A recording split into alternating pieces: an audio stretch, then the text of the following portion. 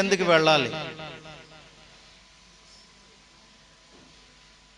చర్చికి ఎందుకు వెళ్ళాలి? సంఘానికి ఎందుకు రావాలి?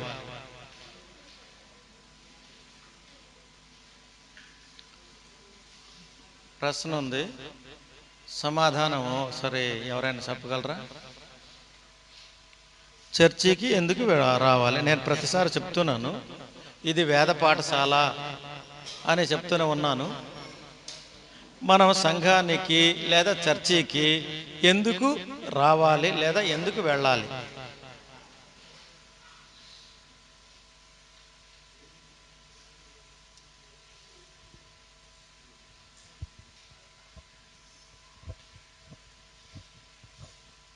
రైట్, సరే నేను మళ్ళీ ప్రశ్న అడుగుతాను. మళ్ళీ ఇది మీరు సమాధానం చెప్పలేదు కదా. మీరందరూ ఇక్కడ ఉన్నారు కదా, చర్చిలో ఉన్నారు కదా.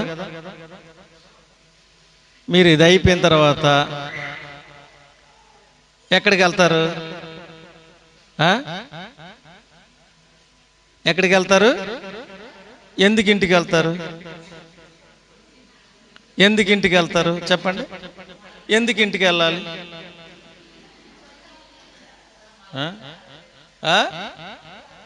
అదే మా ఇల్లు కాబట్టి. చూడండి, అదే మా ఇల్లు కాబట్టి నేను వెళ్తానని సార్ అన్నాను. ఓకే, చాలా సంతోషంగా ఉంది, బాగానే సమాధానం ఇచ్చారు. అది మన ఇల్లు కాబట్టి మనం వెళ్ళాలి. రైట్, ఒకటి. మరి చదువుకున్న పిల్లలు ఉన్నారు, స్కూల్కి లేదా కాలేజీకి ఎందుకు వెళ్ళాలి చెప్పండి? చదువుకోవడానికి, అంతేనా? నేర్చుకోవడానికి. ఏమి నేర్చుకుంటావు? పాఠం. సరే, అది దేనికి? అది దేనికి చెప్పండి? ఎందుకు నేర్చుకోవాలి? ఎందుకు స్కూల్కి వెళ్ళాలి? ఎందుకు స్కూల్కి వెళ్ళాలి? ఎందుకు వెళ్ళాలి? ఎందుకు నేర్చుకోవాలి? అవునా? మరి ಅದಕ್ಕೆ సమాధానం మీ దగ్గర చాలా వరకు అంతటా కొంతమంది సమాధానం ఇప్పుడు సమాధానం ఎందుకంటే ఆల్రెడీ రీచ్ అయిపోయింది కాబట్టి, చేరుకుంది కాబట్టి అది సమాధానము చెప్పగలగాలి. అవునా? ఇది కూడా సంఘము కూడా చర్చి కూడా ఎందుకు వెళ్ళాలి అనేసి అన్నప్పుడు మనం ఇక్కడ అపోస్తుల కార్యము 2వ అధ్యాయము 40 నుండి 42వ వచనం వరకు ఉంది. ఒకసారి చదువుదాం. 40 నుండి 42వ వచనం వరకు.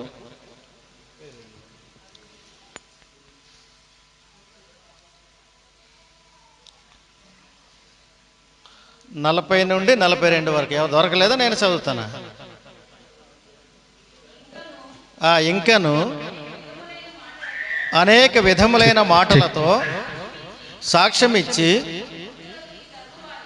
ఈ మూర్ఖులకు ఈ తరము వారికి వేరై రక్షణ పొందుడని వారిని హెచ్చరించెను. కాబట్టి అతని వాక్యము అంగీకరించిన వారు బాప్తిస్మము పొందిరి. ఆ దినమందు ఇంచుమించు 3000 మంది చేర్చబడిరి. వీరు అపోస్తులుల బోధయందును సహవాసమందును రొట్టె విరుచుట యందును ప్రార్థన చేయుట యందును ఎడతెగక యుండిరి. చిన్న ప్రార్థన చేసుకుందాం.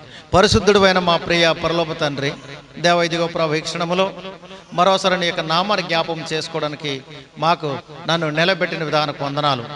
సంఘానికి ఎందుకు వెళ్ళాలి అన్నటువంటి గొప్ప పాఠాన్ని బోధించడానికి నన్ను నిలబెట్టిన విధానం వందనాలు.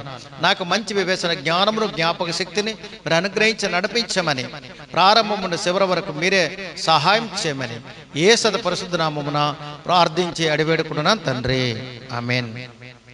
ఇక్కడ 40 నుండి 42వ వచనం వరకు చదివినప్పుడు ఇంకను అనేక వీళ్ళు ఎవరు అంటే అపోస్తులు. వీళ్ళు ఎవరు? అపోస్తులు. ఇక్కడ ఎవరు అంటే పేతురు గారు మాట్లాడుతున్నారు. పేతురు అక్కడ ఉన్నటువంటి ప్రజలతో మాట్లాడుతూ 40వ వచనములో అనేక విధములైన మాటలతో సాక్ష్యమిచ్చి మీరు మూర్ఖులకు ఈ తరము వారికి వేరై. చూడండి, అక్కడ వేరై అన్నది కొద్దిగా డివైడ్ చేయాలి. మూర్ఖుల తరము వారికి వేరై రక్షణ పొందుడని వారిని హెచ్చరించెను అని మాట్లాడుతున్నాడు. అంటే ఇక్కడ ఏం చేస్తున్నాడు అపోస్తుడైన పేతురు గారు? ఏం చేస్తున్నాడు? ఇక్కడ వాక్యాన్ని బోధిస్తున్నాడు. ఇక్కడ ఏం చేస్తున్నాడు? వాక్యాన్ని బోధిస్తున్నాడు. ఇక్కడ మనం కూడా ఏం చేస్తున్నాం అంటే చర్చికి దేనికి, ఇక్కడ దేనికి మనం వచ్చాము? వాక్యాన్ని నేర్చుకోవడానికి. ఏ వాక్యం అది? దేవుని వాక్యం నేర్చుకోవడానికి మనం ఇక్కడ వచ్చాం. ఆ రోజు పేతురు గారు అక్కడ ఉన్నటువంటి ప్రజలతో వాక్యాన్ని బోధిస్తున్నాడు. ఈరోజు ఇక్కడ ఉన్నటువంటి మనము పొత్రియ, బాపునూరు, రఘునాథపురం, బాలాజూరు, గట్టూరు, ఈ 5 గ్రామాల ప్రజలందరూ కూడా ఇక్కడ మనం దేనికి వచ్చాము? దేవుని వాక్యాన్ని నేర్చుకోవడానికి వచ్చారు. అయితే ఒక మాట మాట్లాడాడు. ఏమన్నాడంటే, ఈ మూర్ఖ తరము వారికి వేరై అన్నాడు. వేరుగా ఉండండి అని మాట్లాడుతాను. ఈ లోకంలో మూర్ఖులున్నారు, ఈ లోకంలో మూర్ఖులున్నారు. మూర్ఖులకి మీరు వేరుగా ఉండండి, వేరై మీరు రక్షణ పొందండి అని దేవుని వాక్యం చెప్తున్నారు. ఇక్కడ కూడా ఈ సంఘములో ఇప్పుడున్నటువంటి చర్చిలో ఇదే మాట మేము చెప్తున్నాం. ఈ మాటను వినడానికి మీరందరూ కూడా రక్షణ పొందడానికే మనం ఇక్కడ వచ్చాం. ఇక్కడ దేవుని వాక్యం విని రక్షణ పొందడం కోసమే మనం మన చర్చికి, సంఘానికి మనం వెళ్తున్నాం, నేర్చుకోవడానికి మనం ఇక్కడికి వచ్చాం. అందుకని అన్నాడు, ఇక్కడ 2 వర్గాల వారితో మాట్లాడుతున్నాడు. ఇక్కడ 2 వర్గాలుగా చూపించాడు. ఒకటేమో మూర్ఖులు, రెండోదేమో దేవుని వాక్యం వినే వారు. అంటే మూర్ఖులకి మీకు ఎట్టిపర సాంగత్యము చెయ్యకండి, ఉండవద్దు. మూర్ఖ తరము వారికి వేరుగా ఉండండి అని మాట్లాడుతున్నాడు. వేరుగా ఉండాల. మనం నీటిలో పాలేస్తాం. పాలేసినప్పుడు మనం పాలు సపరేట్ తీయగలమా? పోసింత తీయగలమా? తీయలేం. వేరు చేయగలమా? కానీ వేరు చేసేది ఒకటి ఉంది. ఏంటది? హంస ఏం చేయగలదు? అది పాలు, నీరు వేరు చేయగల శక్తి దేనికి ఉంది? హంసకు ఉంది. అంటే వేరు చేయడం. అందుకాబట్టి అంటే ఈ లోకములో మూర్ఖు తరము గలవారు ఉన్నారు, వారి నుండి మీరు దూరంగా ఉండండి, మీరు రక్షణ పొందండి అని చెప్తున్నాడు ఇక్కడ. అందుకని ఏం చేయమాడు? అక్కడ నీరు, పాలు ఏ రకంగా అయితే వేరు చేశారో ఇక్కడ కూడా మూర్ఖుల తరము నుండి మీరు ఏమైపోవాలట? వేరుగా ఉండాలి. మీరు వేరుగా ఉండాలి, రక్షణ పొందాలి అన్నమాట మాట్లాడుతున్నాడు. అయితే సంఘములో ఎందుకు రావాలి అన్నటువంటిది మరొకటి కింద 42వ వచనములో మాట్లాడుతున్నాడు. అపోస్తుల బోధయందును అని మాట్లాడుతున్నాడు. ఇక్కడ సంఘములో ఏం జరుగుతుంది? బోధ జరుగుతుంది. బోధిస్తున్నారు, దేవుని వాక్యమని బోధిస్తున్నారు. తర్వాత రెండోది ఏంటన్నాడు? సహవాసమందును అని మాట్లాడుతున్నాడు. ఇక్కడికి వచ్చిన తర్వాత మనమందరం కూడా ఎలాగుంటాము? ఒకరికొకరు ప్రేమాభిమానాలు, మంచి సంబంధం కలిగి ఉంటాం. అంటే ఏంటి? సంఘంలో వస్తే దేవుని వాక్యం ద్వారా మనం బోధించబడతాము. రెండోది ఏంటంటే ఒకరు మనం అందరూ కూడా సహవాసం కలిగి ఉంటాము, ఒకే కుటుంబంగా మనం ఉంటాం. దేవునిలో, దేవుని రక్తములో కడగబడినటువంటి వారుగా మనం ఒకే కుటుంబంలో ఉన్నటువంటి వారుగా తయారవుతాం. చూడండి, తర్వాత ఏమన్నాడు? రొట్టె విరుచుట యందును. అంటే ఈరోజు మనకి ఇక్కడ ఉంది రొట్టె విరుచుట, అంటే ప్రభు బల్ల అన్నటువంటిది ఉంది. రొట్టె విరుచుటలో మనమందరం కూడా కలిసి పంచుకుంటాం. తర్వాత ఏమన్నాడు? ప్రార్థన చేయుటలో. అంటే చర్చికి వచ్చేటప్పుడు దేవుని వాక్యం, ఎందుకు చర్చికి వెళ్ళాలి, ఎందుకు సంఘానికి వెళ్ళాలి అని అంటే ఒకటేమో దేవుని వాక్యము వినడానికి, రెండోది ఏంటంటే మరి అందరితో సహవాసము కలిగి ఉండడానికి, మూడోది ఏంటంటే మరి రొట్టె విరుచుటలో మనమందరం కలిసి రొట్టె విరుచుటలో మనం ఉంటాము. నాలుగోది ఏంటంటే ప్రార్థన చేయటం. మనము ఇంటి దగ్గర ఉంటే మీరు ప్రార్థన చేయగలరా? సరే, ఇదే వ్యక్తులు మనం ఉన్నాం ఇక్కడ, మీరు ఇక్కడ ఆరాధన చేయండి అంటే అందరూ కూడా కలిసి మోకరించో నిలబడో మొత్తానికి మనం ప్రార్థన ఆరాధన ఏదో ఒకటి మనం చేసాం. ఇదే టైము ఇక్కడ చర్చికి రాకుండా మీరు ఇంటి దగ్గర ఉంటే ఈ ప్రార్థన మీరు చేయగలరా? మీరు ఏ టీవీయో ఏ మొబైల్ పట్టుకోనో టైము పాస్ చేసుకుని ఉంటారు. లేకపోతే ఇద్దరు ముగ్గురు కలిస్తే రకరకాలైనటువంటి మాటలు మాట్లాడుకునే టైము వేస్ట్ చేస్తున్నారు. కానీ మీరు మందిరానికి వచ్చారు కాబట్టి, చర్చికి సంఘానికి వచ్చారు కాబట్టి మీరు ఏం చేస్తున్నారు? ఇక్కడ ప్రార్థన చేస్తున్నారు, దేవుని జ్ఞాపకం చేసుకుంటారు. అందుకాబట్టి దేవుని మందిరానికి మనం రావాలి. మరి పాఠశాల ఎందుకు వెళ్ళాలి అనేసి అంటే చదవడం గురించి అనేసన్నారు. ఓకే, గుడ్డివాడికి ఏమైనా గమ్యం ఉంటుందా? అంటే ఏ రకంగా, అంటే ఏ రూట్కి ఎక్కడికి వెళ్ళాలి అన్నటువంటిది అతనికి తెలుస్తుందా? దారి అయితే ఉంది, దారి ఉంది, కానీ ఎలాగెళ్ళాలా తెలియదు. పాఠశాల వెళ్ళినటువంటి వారు, చదువుకున్నటువంటి వారు కూడా గమ్యం లేని చదువు, అంతే కదా, గమ్యం లేని చదువు. తర్వాత ఏమంటారంటే ఏమంటారు, గోల్ లేనటువంటి, గోల్ అంటే ఏంటి?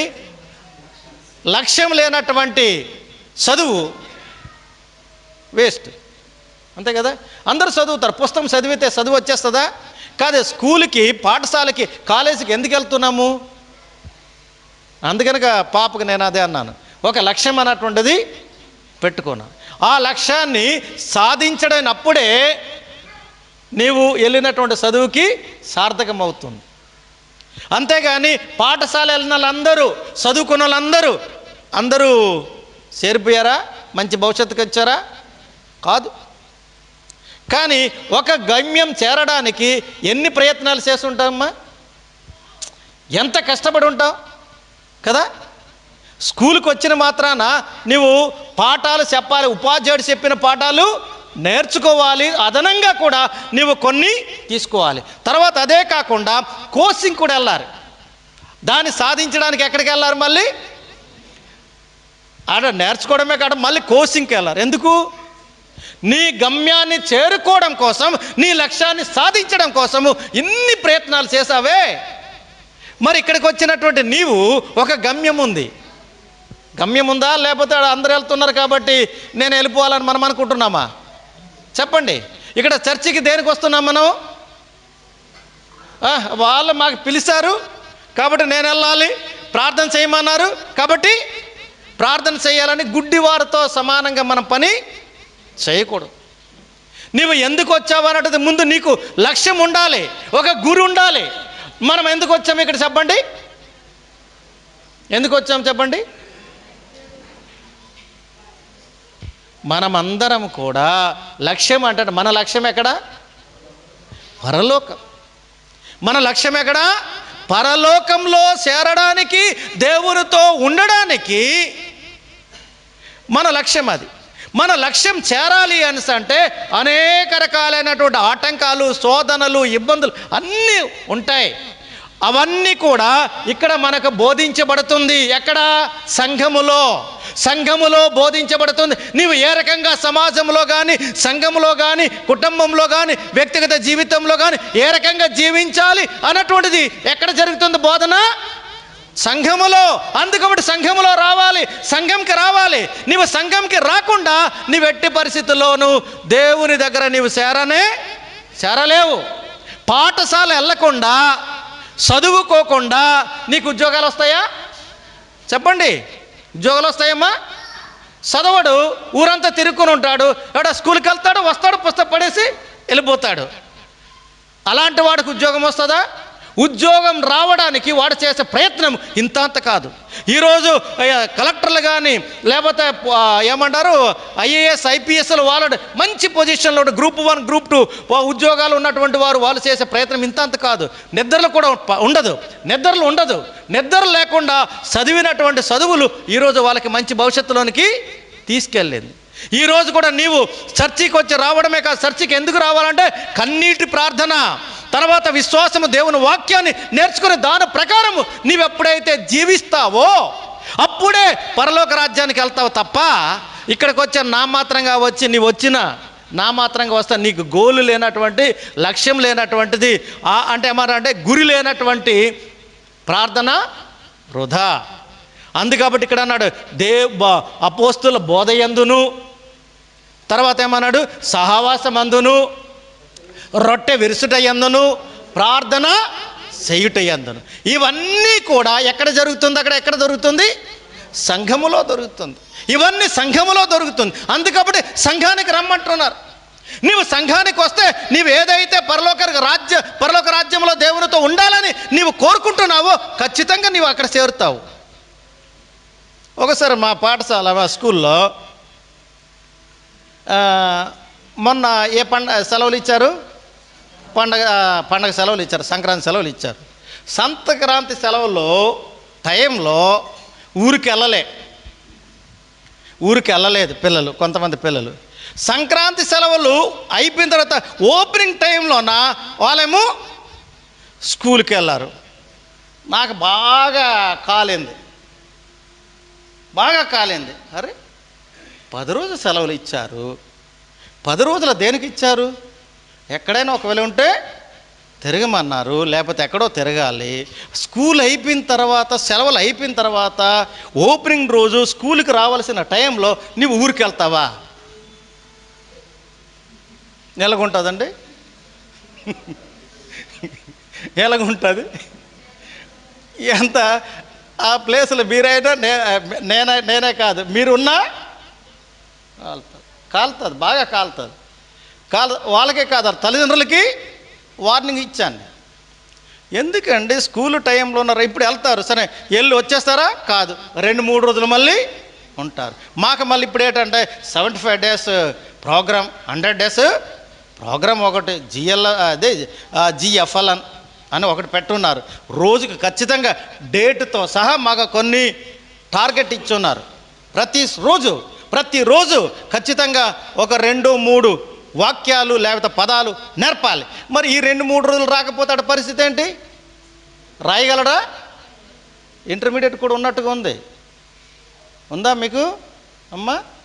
12వ తరగతి ఉంది. అదే ఇంటర్మీడియట్కి 12వ తరగతి మీకు కూడా ఉంది. ప్రతిరోజు ఒక టాస్క్ ఇచ్చారు, అది ఖచ్చితంగా అది రీచ్ అవ్వాలి. అప్పుడు అయితే కానీ వాళ్ళ పరీక్షలో ఏమవ్వాలి? అక్కడ నెగ్గితే ప్రభుత్వం ఏ ఆశయంతోనైతే పెట్టిందో అది సక్సెస్ అయినట్టుగా. కానీ రాలేదనుకో అంతే. ఇది కూడా సేమ్ టు సేమ్. పాఠశాలకి వెళ్ళకపోతే ఏ రకంగా అయితే నీ చదువు కానీ నీ లక్ష్యాన్ని నీవు చేరుకోగలవో, ఒక ఉద్దేశంతోనే ఉద్దేశాన్ని నీవు చేరుకోలేవో, ఇక్కడ కూడా అలాగే. ఆదివారం పూట ఇది ఎవరి రోజు? ఇది 6 రోజులంతా దేవుడు ఏం చేయమన్నాడు? నీ పని నువ్వు చేసుకోండి. ఆదివారం పూట ఏదైతే దేవుని కోసం కేటాయించిన రోజు నీవేమో పారిపోతావా? దేవునికి ఎంత బాధపడాలి? ఇప్పుడు నేను ఒక ఉపాధ్యాయుడిగా, ఒక టీచర్గా స్కూల్ టైంలో సెలవులు ఇచ్చిన రోజేమో వెళ్ళకుండా ఓపెనింగ్ అయిన రోజు మరి ఊరికి వెళ్తే నేను ఎంత బాధపడ్డాను? దేనికోసము? వాళ్ళ మీద కోపం కాదు. ఏంటది? ప్రేమ. పిల్లల మీద ఏంటుండదు? ప్రేమ, కోపం కాదు, అది బాధ. ఎందుకంటే ఆ పిల్లవాడు రాకపోతే అక్కడ ఉన్నటువంటి ఆ రోజు చెప్పవలసిన సబ్జెక్ట్ ఏమవుతుంది? రేపు పెట్టే పరీక్షలో వాళ్ళు నెగ్గలేరు. ఇది కూడా నేను అదే బాధపడుతున్నాను. ఇప్పుడు మనం అందరూ కూడా చర్చికి రాకపోతే అక్కడ కూడా ఉన్న పాస్టర్ గారు ఎందుకు బాధపడతారంటే, ఒకవేళ రేపు దేవుడు పెట్టే పరీక్షలో నెగ్గకుండా ఒకవేళ దేవునితో లేకుండా మరొక మార్గంలో నిలిపితే మేము ఎంత బాధపడాలి? అంతే కదా, మేము కూడా అదే బాధపడుతున్నాం. అంతే తప్ప ఎవరి మీద, ఇక్కడ ఉన్నటువంటి మన సంఘంలో ఉన్నటువంటి విశ్వాసుల మీద మాకేమీ కోపం లేదు, బాధ. అందరం ఒక దగ్గర చేరాలి. పరీక్షలో, దేవుడు పెట్టే పరీక్షలో నెగ్గితేనే మన గోల్ అన్నటువంటి రీచ్ అయినట్టుగా. కాబట్టి దేవుని మందిరానికి రావాలి. దేవుని మందిరానికి ఎందుకు రావాలి? చర్చికి ఎందుకు రావాలంటే ఇది. తర్వాత ఒక దేశం నుండి మరొక దేశం వెళ్ళాలంటే ఏంటి అవసరం? నీవు ఇక్కడ నుండి ఏదో ఇక్కడ నుండి మిళ్ళాపుట్టి వెళ్ళిపోతాను, పలాస నుండి మనసా వెళ్ళిపోతే ఎవరు నీకు అడగరు. భారతదేశం నుండి వేరే దేశంకి వెళ్ళాలంటే ఏంటి ఉండాలి? పాస్బుక్. పాస్బుక్? పాస్బుక్ ఏది పట్టాదారు పాస్ పుస్తకమా? దానికి ఏమంటారు? వీసా. ఏమంటారు దాన్ని? వీసా ఒక ఉంటుంది. వీసాలో కానీ ఎక్కడ వీసా వాళ్ళ దేశంలో ఉన్నట్టు విధంగా అన్నిటి కూడా ఉండాలి. వాళ్ళ శిష్టానికి ఒప్పుకునేటట్టుగా అన్నీ ఉండాలి. అంటే ఆ దేశంలో వెళ్ళాలంటే ఆ దేశం తాలూకా పద్ధతిని ప్రకారము ఇక్కడ అన్నీ వీసాలో రాయబడాలి. దానికి మనం ఏం చేయాలి? ఒప్పుకోవాలి. 2 సంవత్సరాలు ఉంటావా, 3 సంవత్సరాలు ఉంటావా, 4 సంవత్సరాలు ఉంటావా, లేకపోతే 5 సంవత్సరాలు ఉంటావా అనేది అందులో రాయాలి. రాస్తారు. తర్వాత అక్కడికి వెళ్ళి నేను ఈ పని చెయ్యను, ఆ దేశానికి వ్యతిరేకంగా ఏ పని చెయ్యను అందులో రాసి సంతకం చేస్తేనే అప్పుడు ఓకే అవుతుంది. ఇప్పుడు భారతదేశంలో అమెరికాయో జపానో ఎక్కడో చైనాయో ఎక్కడికి వెళ్ళడానికి అవకాశము అది చూసిన తర్వాత ఓకే అంటే నువ్వు ఆ దేశానికి వెళ్తావు. ఒక దేశం నుండి మరొక దేశానికి వెళ్ళాలంటే ఏముండాలి? వీసా ఉండాలి. మరి ఈ భూలోకం నుండి పరలోకంకి వెళ్ళాలంటే పరిస్థితి ఏంటి? మరి ఒక చిన్న తప్పు అయితేనే ఒక దేశంలో వెళ్ళలేమే. దేవుడు సృష్టించినటువంటి ఈ భూమి మీద ఇది నా దేశం, ఇది నా ప్రాంతం అని మనం కేటాయించుకొని ఒక దేశం నుండి మరొక దేశానికి వెళ్ళడానికే మనం ఇబ్బంది పడుతున్నాయి. అనేక రకాల ఆటంకాలు ఉంటాయే. మరి పరలోకం అంటే నిత్య జీవం కలిగిన పరలోకంలో నీవు వెళ్ళాలంటే ఆ వీసా అంటే నీ విశ్వాసం. నీ విశ్వాసంలో ఏమైనా తేడా ఉంటే దేవుడు నీకు రప్పిస్తాడా? అందుకాబట్టి ఒకవేళ అలాంటివి ఉంటే ఇక్కడే ఏం చేసుకోవాలి? ఈ మందిరములో, ఈ సంఘములో దేవుని వాక్యం ద్వారా ఏం చేయబడాలట? శుద్ధీకరింపబడాలి. మొత్తం కూడా క్లీన్ చేయబడాలి. పరిశుద్ధమైన వ్యక్తిగా తయారవ్వాలి. అందుకనక బాప్తిసము అంటారు. ఏమంటారు? అది బాప్తిసం ఎందుకు? దేవుని రాజ్యం వెళ్ళడానికి కావలసినటువంటి పరిశుద్ధత కోసమే బాప్తిసం అన్నటువంటిది మనం తీసుకోవడం జరుగుతుంది. అందుకాబట్టి దేవుని మందిరానికి మనము రావాలి. దేవుని మందిరానికి రాకుండా నేను పరలోక రాజ్యము, నేను దేవుని బిడ్డను అని నీవంటే కుదరదు. పాఠశాలకు వెళ్ళకుండా నేను పాస్ అయిపోతాను, కలెక్టర్ అయిపోతానంటే వారు పెట్టినటువంటి పరీక్షలో నేను నెగ్గకుండా పాస్ అయిపోతానంటే, నేను ఉద్యోగంకి వెళ్ళిపోతానంటే కుదరదు. చూడండి, ఈ లోకంలో ఉన్నటువంటి ఒక ఉద్యోగంకి చేరడానికే అనేక రకాలైన పరీక్షలు ఉంటాయి. అన్ని పరీక్షల్లో నెగ్గితేనే నీకు ఉద్యోగము. మరి పరలోక రాజ్యంలో నీవు చేరాలంటే ఈ ఉద్యోగం ఎన్ని సంవత్సరాలు ఉంటుంది? నీ వయసు 62 సంవత్సరాల వరకు మాత్రమే ఉద్యోగంలో ఉంటావు. నేను కూడా 62 సంవత్సరాల తర్వాత ఏమైపోవాలి? నేను రిటైర్మెంట్. కానీ దేవుని రాజ్యంలో రిటైర్మెంట్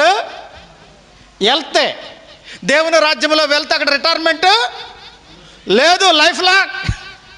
ఇక్కడైతే 70-20 సంవత్సరాలు ఉంటే ఉండొచ్చు, ఉండకపోవచ్చు. కానీ దేవుని రాజ్యంకి వెళ్ళినప్పుడు నిత్యం. అక్కడ మళ్ళీ రిటైర్మెంట్లు ఏవి? ఆ కిందది కూడా, మీదది రిటైర్మెంట్ లేదు, కిందది కూడా అది కూడా రిటైర్మెంట్ లేదు. అక్కడ కూడా తప్పించుకున్న మార్గం ఏమీ లేదు. అటు కావాలా, ఇటు కావాలా? ఏది కావాలి? ఏ దారి నీది?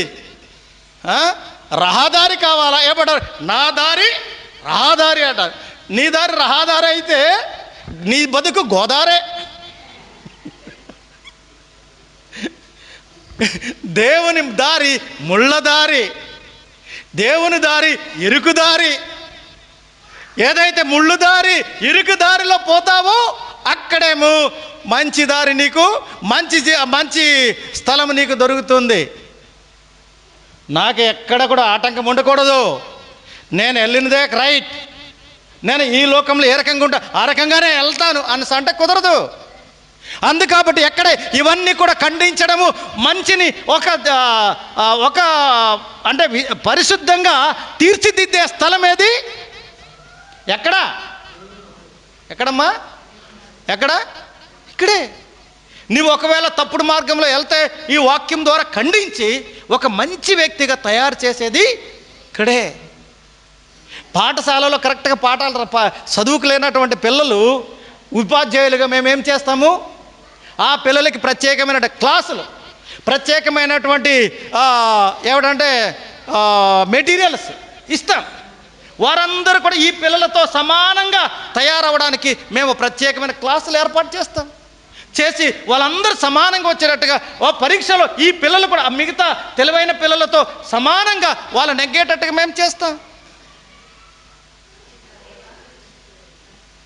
ఇది మరి ఈ లోకంలో నీవు నేను మనమందరూ కూడా ఏమవుతాము చూడండి, ఒకసారి గమనించుకోండి. తర్వాత చర్చికి వెళ్ళకుండా, సంఘానికి రాకుండా నేను పరిశుద్ధుడను, దేవుని రాజ్యంకి వెళ్తాను అన్నటువంటి మాటలు ఎలాంటి వారట? మూర్ఖులు, అవివేకులు.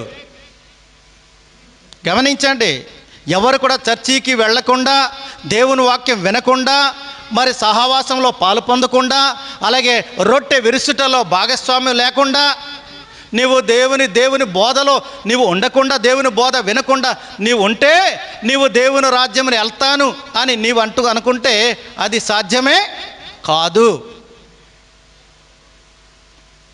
అది గమనించండి. అందుకాబట్టి మనం ఎక్కడికి వెళ్ళాలి? దేవుని మందిరానికి వెళ్ళాలి.